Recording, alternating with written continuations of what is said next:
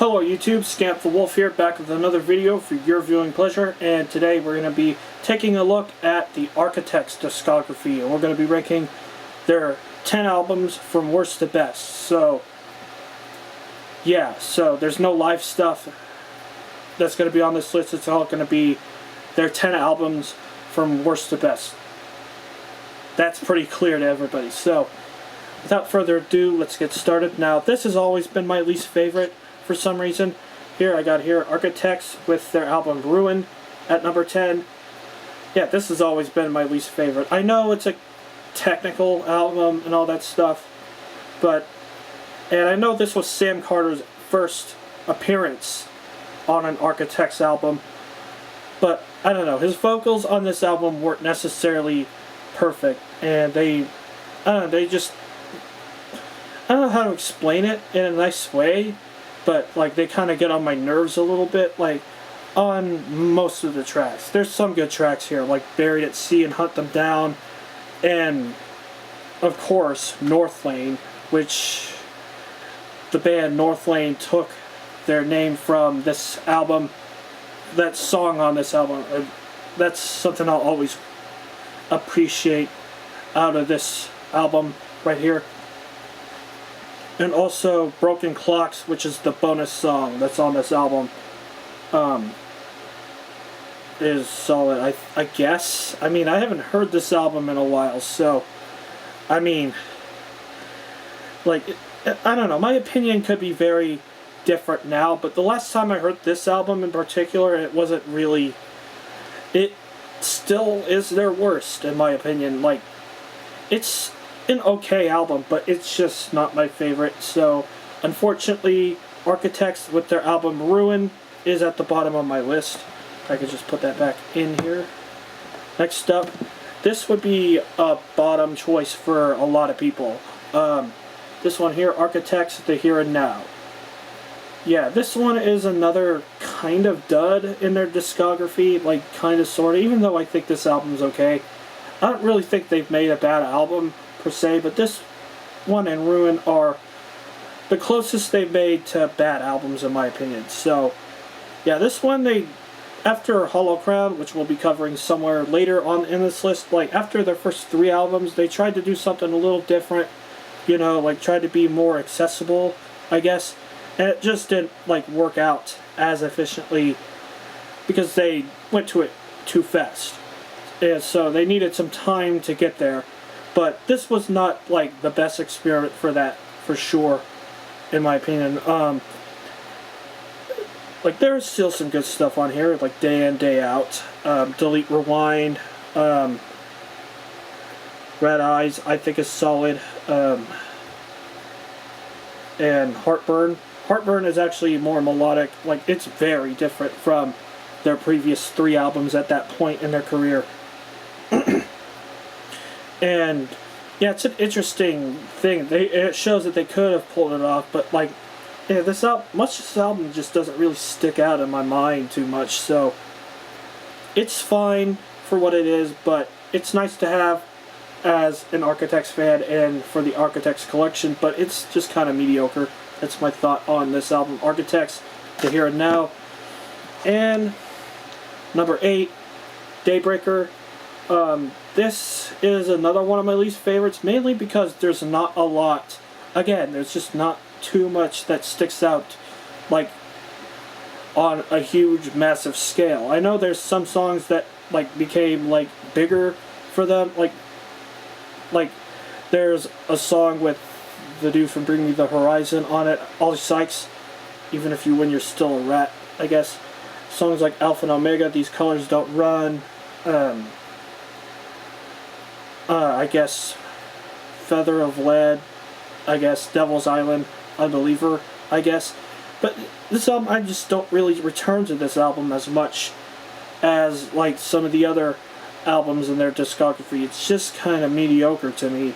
Like, I just don't know what it is. I know they're trying to like capture that, like what they were previously after the Here and Now, but you know, like a lot of this just sounds a little bit generic in my opinion. Like it doesn't stick out nearly as much, but it's still fine for what it is. So Daybreaker by Architects, and I'm actually going to put that here. Next up is their first album, Nightmares, and yeah, I think this is better than the previous three that I had on the list. Yeah, this is when they had a different vocalist, and this was when they were more mathcore and stuff. So if you like Dillinger, Escape Plan, and stuff like that, you'll probably like this album a lot. This is actually pretty hard to find too. Like, I got it for a good deal on eBay a year and a half ago, I guess. Again, I think the songs do like tend to run into each other. Like, the songs on this album, like, they sound alike, but that's kind of typical with the genre and with like debut albums in general. You're not going to find a huge amount of diversity with them, but some songs that I do like, I remember liking To the Death, This Confession Means Nothing, A Portrait for the Deceased, The Darkest Tomb. Like, there's some good stuff on here, definitely. If you want to listen to old Architects, like before they became a big band, then this is definitely an interesting experience, but it's still not one of their best in my opinion, but it is a pretty good album. So, yeah, Nightmares. Next up is actually their most recent album. Here I have The Classic Symptoms of a Broken Spirit in at number 6 on the list. Nightmares was number 7. And ironically, this is perfect irony here, because you got their first album next to their most recent album. That's kind of weird. So, yeah, honestly, compared to the 5 that are above this, this is a little bit weaker, because maybe it's just because it just came out, but like, there's not a lot that, like, compared to their other albums, there's not a lot that, like, is completely attracts me as much. Like, yeah, you got Tear Gas, Deep Fake, Burn Down My House, Living is Killing Us, even Born Again Pessimist, I think, is a pretty good song. Spit the Bone is good. This is more of a first half album as opposed to a second half album, because there's stuff in the second half that I'm not big on necessarily. Doom Scrolling is one of those. Be Very Afraid is kind of interesting, but like the children's choir on it isn't really doing it any favors. But you know, this is a pretty good album. It's definitely one of the best of the year, like at least top 20, top 15, somewhere around there. It's still pretty good for Architect standards. Like, it's good that they're like going, if you want like hard rock, this is definitely a good example of that. You know, like, especially with songs like Tear Gas and Living is Killing Us. Those songs are great on this album. So this is The Classic Symptoms of a Broken Spirit. And next up, their previous album, number 5, For Those That Wish to Exist. I forgot, I get it confused. For Those Who Wish to Exist is what, like, I thought it was. But it's For Those That Wish to Exist. Now, this is their previous album, and I think it's a bit better than their most recent album. It's definitely orchestral, very experimental, like somewhat like very more radio friendly, I guess. And that's kind of weird, experimental and radio friendly, but whatever. But yeah, I just think there's more to this album than their most recent. There's definitely a lot of good stuff on this album, especially Animals and Black Lungs. Like, those songs in particular are great, I think.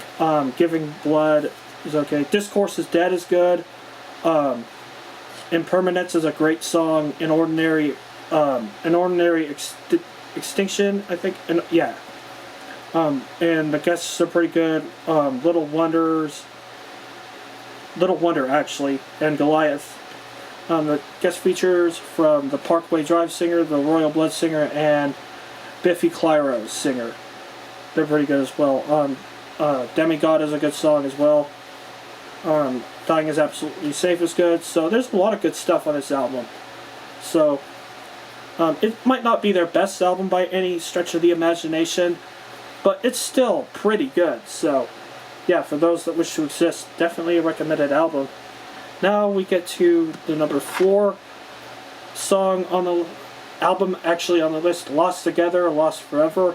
This is a darker album than anything they've ever done. It has the Hollow Crown, which is going to be covered later on the list. It has that kind of like sound they had before, but like with a lot more atmosphere, and it just felt more important, I guess, than their previous two albums at that point. And yeah, it's a pretty good album. Definitely recommended, especially songs like Gravedigger and Dead Man Talking.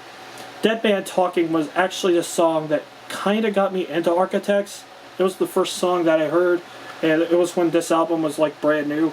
So I didn't fully get into them until later, but I know that Dead Man Talking was the song that I heard before anything else. Also Colony Collapse, Cancer, Youth is Wasted on the Young. There's a lot of good songs on this album. Like, this is definitely a darker Architects. Like, not as dark as like they would eventually be, but still pretty good for what it is. The instrumentation is good. Definitely a pretty good album for Architects. Lost Together, Lost Forever. Definitely good. Number 3, this is the sweet spot. These 3 albums are like where everything is really... It's like where everything is really good and stuff. So number 3, we have All Our Gods Have Abandoned Us. Very good album. Thought it was mediocre when it first came out. Like, I wasn't fully an Architects fan, but as time grew on, like, I really appreciated this album for what it is, and it's definitely probably their darkest in their discography. Or at least one of their darkest. For sure. Like, it's a continuation of what Lost Forever or Lost Together was. I'm sorry if I got those two mixed up previously. I realized my mistake. But All Our Gods Have Abandoned Us is definitely a fantastic album. With songs like Nihilist, Gone with the Wind, The Empty Hourglass, A Match Made in Heaven, Memento Mori, From the Wilderness, Gravity even is good. Yeah, there's a lot of good stuff on this album. Definitely recommended. Phantom Fear, Death Wish. Yeah, there's a lot of good stuff on this album. Like, a lot of dark stuff. This is actually the last album with Tom Searle on guitar before he passed away. May he rest in peace. And it's definitely a good send-off for his time with the band, even though it was unintentional. So definitely give out props to that for sure. So All Our Gods Have Abandoned Us, definitely a great album. Number 2 on my list, Hollow Crown, definitely one of their best. This is definitely where they get everything right. Everything that was wrong about like their previous album, Ruin, is corrected here. This album like set in stone what Architects was all about, at least at that point in their career. Like, eventually they would like really find themselves, but this at this point was like their defining moment. It's a very heavy album, very just interesting album, sonically interesting with some stuff like, of course, Fall of the Water, Every Last Breath, Borrowed Time, Left with the Last Minute, Dead March, Numbers Count for Nothing, Dethroned, even Early Grave is good, the opening track, We're All Alone, title track. There's definitely a lot of good stuff on this album. Even In Elegance is good. Like, one of those days. Even, I think I might have said all the tracks, because I think all the tracks are pretty good on this album. So, yeah, Hollow Crown is definitely an achievement for the band at this point. But 3 albums in, and they made one of their best albums. So, Hollow Crown by Architects. It probably won't change, by the way. And, number 1 on my list, we have Holy Hell. This is definitely one of the best metalcore albums of the 2010s, and one of the best, one of my favorite albums probably ever, and definitely the best of Architects' discography. This album is phenomenal, in my opinion. Definitely so many good songs to choose from on this album. This is when they were honoring Tom Searle's memory, and yeah, there's just a lot of great songs on this album. Like I'd want to talk about them. Like if I could find the track list, it's just kind of hard. Like, I'll just sit here and talk for a minute. Like, songs like Royal Beggars, which is actually my favorite Architect's song of all time. Mortal After All, Death Is Not Defeat, Hereafter. Great songs. Great songs. Definitely. I'm trying to have a hard time here because there's no track listing on the back. It's just... And if I pull the booklet out, like... I don't know. It's kind of hard. But I'm trying to remember other tracks. The Seventh Circle is good. Doomsday, I think it's called, is good.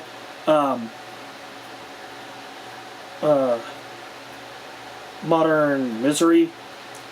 Whatever, the Eighth Dying to Heal or something like that. Like, yeah. Definitely. I'm just going to go ahead and say every song on this album, like, is good. Regardless of what I missed mentioning, every song on Holy Hell is worth listening to, no matter what. So, definitely give this album a listen. Like, Damnation is a good track, like, as well. Like, that one just came to mind. That's a great song. Like, Holy Hell, definitely worth listening to. So, yeah, that's pretty much it for this long countdown of Architect's albums. So, leave your responses down in the comment section down below. This is Scan for Wolf, signing out. Take care.